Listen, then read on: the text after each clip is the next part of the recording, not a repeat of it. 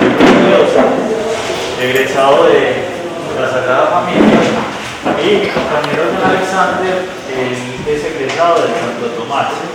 En este ratico vamos a compartir con ustedes una breve reseña histórica de lo que ha sido la Iglesia Católica en el municipio de Arvida desde la fundación del mismo pueblo hasta nuestros días, y su influencia a nivel social, político, económico en las distintas instituciones. ¿Listo?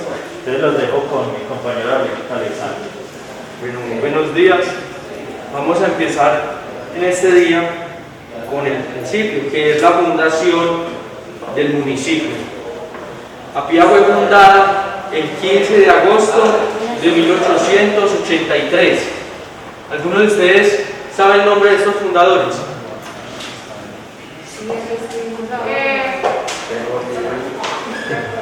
José María Marín, Encarnación Marín y Julián Ortiz. Es una pareja de esposos quienes decidieron aventurarse a este territorio, encontrar unas nuevas tierras, no con el fin de crear un municipio, sino con el fin de encontrar nuevas tierras para el cultivo, tierras que pudieran pues ellos sostener a sus familias. Entonces, ellos nunca pensaron que este pueblo, este territorio, se iba a prestar para un municipio. Esto fue en 1883 cuando esta pareja de esposos hicieron esta gran travesía desde Antioquia pasando por Anserma y abriendo trocha hasta lo que se conoce Agualinda.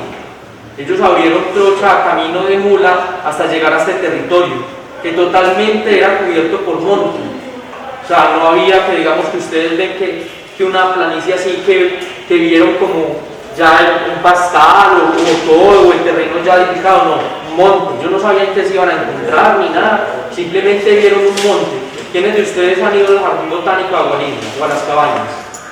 Ustedes han visto la magnitud de alguno de esos árboles, ¿cierto? Entonces imagínense en el territorio totalmente cubierto con esta vegetación tan grande. Entonces, unos árboles inmensos para la época, que no existía ni la motosierra ni la guadaña, a punta de machete. Eso lo hicieron los que acompañaban a los fundadores, ¿cierto? Quienes abrieron esta trocha para entrar con sus pocas pertenencias y algunos granos, ¿cierto? Entonces, ellos fueron bajando hasta que se fueron estableciendo en lo que se conoce hoy como Agualinda. Ellos se establecieron en este territorio por una cuestión: encontraron las huacas de los anteriores habitantes, los nativos, que la historia no los narra como los sapiens. Estos habitantes que después de que llegaron los colonos ya no se encontraban, ya se habían extinto o quizás se habían adherido a otras comunidades indígenas como son los Quimbaya y los Embera, que son del territorio de Chocó. Entonces ellos encontraron, al encontrar estas pertenencias de estos indígenas, que son el oro, las cositas de barro, entonces vieron la necesidad de que podían traer más personas para encontrar este gran tesoro, porque era un territorio pues con gran intensidad de riquezas de estos nativos. Llegaron poco a poco hasta llegar a este lado, que es donde se encuentra el parque. Ellos bajaron y empezaron a hacer como las primeras casitas. Estas casitas, a la escasez pues, de un material para construir una adecuada, usaron la corteza de un árbol. Este árbol se prestaba mucho para que se pudiera hacer las paredes y el techo de esta misma vegetación. Entonces, cuando se empezó a hacer el primer caserío, esto dio para que esta zona, que no era municipio, pongámosle una veredita, se llamara Villa de las Cáscaras. Esto era porque las casitas pues estaban construidas con eso. Entonces, ya después de estar asentados los colonos, empieza a llegar el ámbito religioso, los misioneros, en este caso misioneros de Yarumala. Estos misioneros que llegaron a visitar a las poblaciones vulnerables, ellos creían que acá todavía existían estos indígenas, a quienes ellos protegían, pero realmente ya no encontraban estas comunidades, sino las que les acabé de decir en el principio. Ellos establecieron un lugar, necesitaban un lugar para la comunidad que existía, un lugar de dar gracias a Dios, un lugar de encuentro. Esto da para crear la primera capillita, una capillita provisional donde pudieran rendir culto y donde pudieran reunirse los poquitos que había para dar gracias a Dios. Esta primera capillita se hizo, imagínensela ustedes, como este salón, pero totalmente hecha de madera rústica, adecuándola pues para el momento. Esta capilla se hizo donde se clavó la cruz de los misioneros. Esta cruz es donde se conoce hoy la Lima, ahí al lado del kiosco, ahí. Directamente fue establecida la capillita, era donde se prestaba también el terreno, debido a que ustedes cuando ven este pueblo como está, con sus casas, esto no estaba así, esto poco a poco nuestros abuelos y bisabuelos fueron planeando el terreno donde iban a construir. Entonces fueron donde encontraron el modelo más adecuado para construir como una especie de capillita. Entonces, esta capillita se data del 24 de marzo de 1887. Esta la hace el Padre Estrada.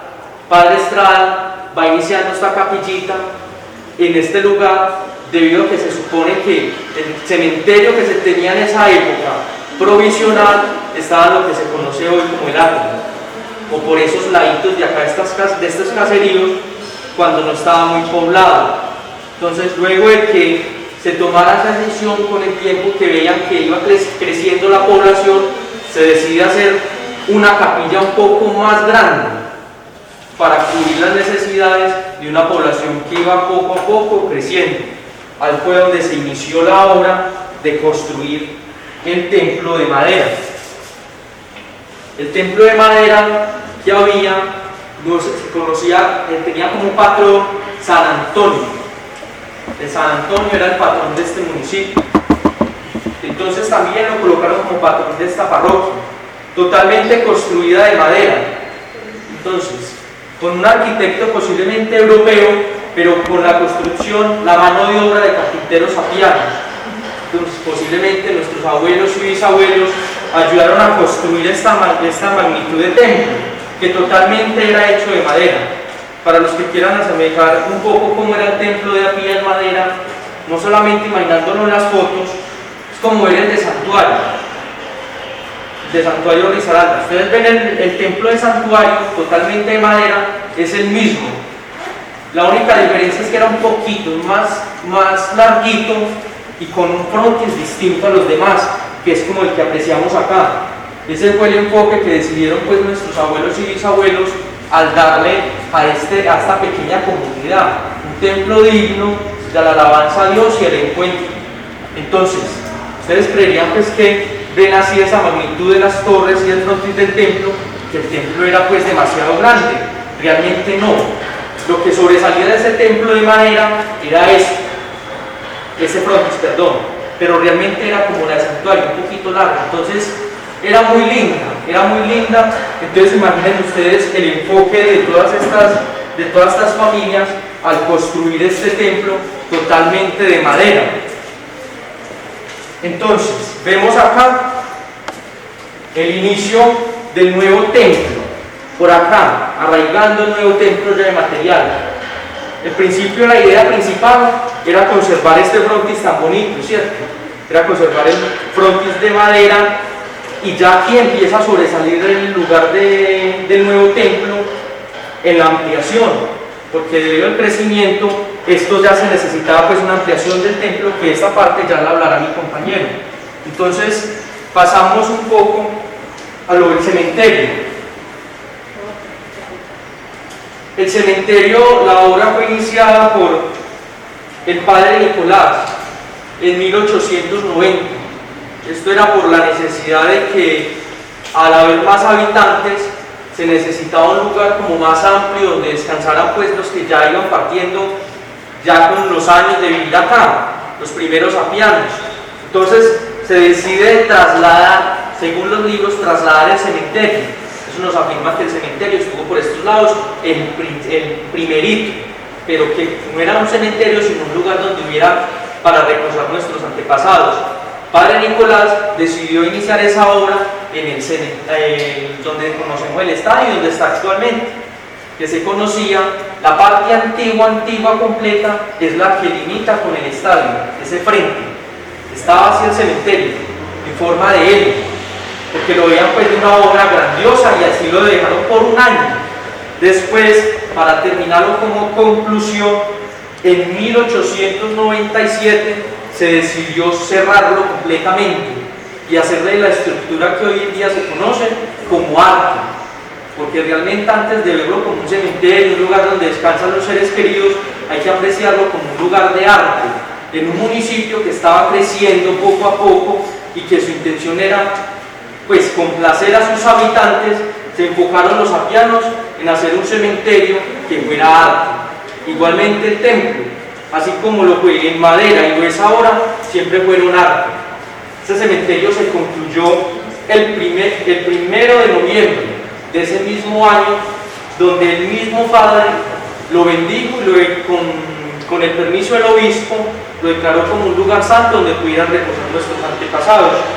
Esa ya es la parte como de la historia de la construcción del templo y fundación.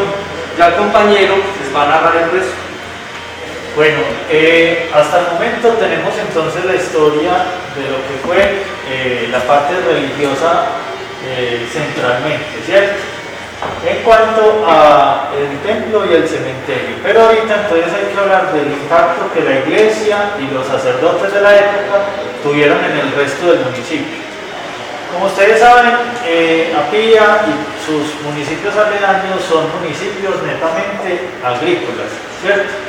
Y los padres, el padre Estrada, el padre Clemente, hasta el momento también eran muy promotores de las cosechas de distintos granos, como el frijol, el maíz, la producción de lana con las ovejas, porque en la época de 1880 las condiciones climáticas del municipio eran demasiado frías. Cuando subimos a Gualinda, a Matecán y todas las veredas pues, más alejadas del municipio, hay mucho frío, ¿cierto? Así era en la época. Y hay otro acontecimiento que nosotros les queremos contar, y es un impacto social que tuvo a través del padre Manuel en 1887 con el Día del Cambio del Mercado. Aquí el Día del Mercado es ¿cuándo? El sábado, ¿cierto? En esa época, hasta 1887, era el día domingo. Pero por las cosmovisiones que la Iglesia Católica decía, el domingo es el día de ¿qué? Del descanso, de dar gracias a Dios, y toda esa influencia religiosa la transmitió el padre Manuel. Por eso él estuvo trabajando conjuntamente con el alcalde de la época 2 años para trasladar el día de mercado del domingo al sábado, como lo tenemos actualmente. Entonces miren que el impacto de la iglesia ha sido siempre en función de llevar los valores espirituales a las familias de cada uno de nosotros. Después ya viene otro hecho importante, que es la constitución de la iglesia de Apía como parroquia. Ustedes saben que en el colegio hay una jerarquía. Está el rector, los coordinadores, los profesores y los estudiantes, ¿cierto? En la iglesia sucede exactamente igual. Entonces está el papa, los obispos, los sacerdotes y los fieles.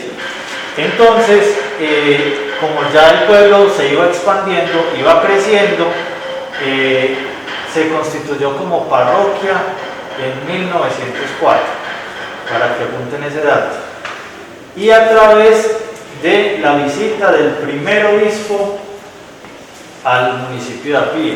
Miremos que ya llevamos casi 100 años de historia y solamente hasta 1904 visita el obispo Gregorio esta parroquia, con el primer párroco que era el padre Clemente. Ya ahí administrativamente la parroquia funcionaba de forma independiente. Entonces esta fue una de las primeras parroquias grandes que tuvo la diócesis, que no es como la conocemos de Risaralda o de Caldas hasta el momento, sino que pertenecíamos a Popayán. porque recordemos que en la época solamente habían alrededor de 4 o 5 departamentos.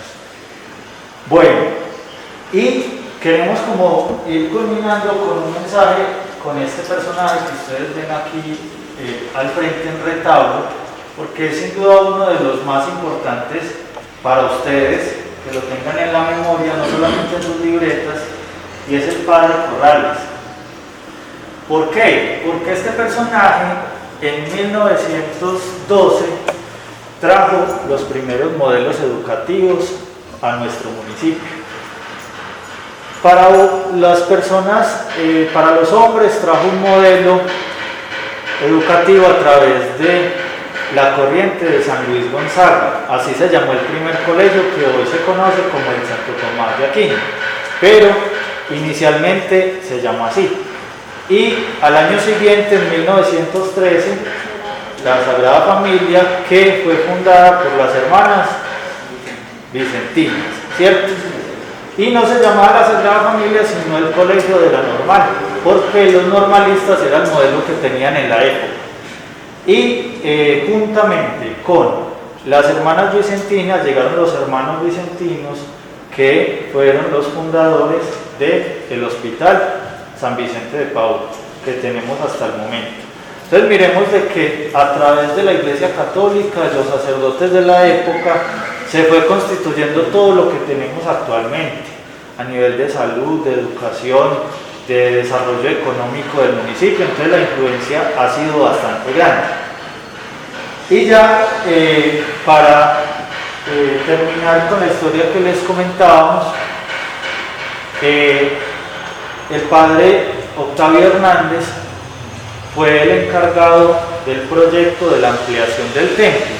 Hay varios mitos con esta iglesia antigua que por cuestiones de sísmicas y de terremotos se cayó, otra teoría que se quemó la iglesia, pero nosotros desde lo que conocemos simplemente decimos de que hubo la necesidad de ampliar el templo parroquial porque ya había demasiada población y en el templo, como era reducido, no cabía toda la feligresía.